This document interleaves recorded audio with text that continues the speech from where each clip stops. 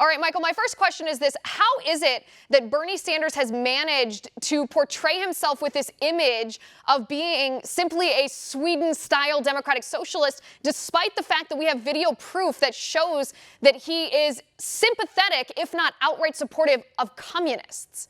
Well, it's willful ignorance among his own supporters, although one of his supporters was caught on video the other day saying Bernie isn't some nice democratic socialist, he's the real deal. He's a real hardline socialist.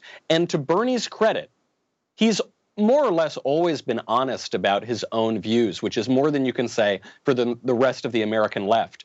You know, Bernie has defended some of the most wicked regimes in the history of the world, and he has defended the most wicked ideology of modernity, which is communism and socialism. But at least he's been consistent about it. The American left has never apologized broadly for its support of the Soviet Union and of communism. But don't forget, when you had Stalin starving and purging untold numbers of people, you had the New York Times journalist Walter Duranty go out there and cover up for him and intentionally lie about what he was doing, and he won prizes for journalism for it. You had other mainstream media journalists, Lincoln Stephan and others, who would say that they've seen the Soviet Union, they've seen the future, and it works. This was true all the way up until the fall of the Berlin Wall. The American left defended this stuff. And this was true from the political front all the way up to intellectuals. Some of the most prominent public intellectuals, Jean-Paul Sartre, Bertolt Brecht, all of these guys clearly defended the Soviet Union. They were dead wrong about it. At least Bernie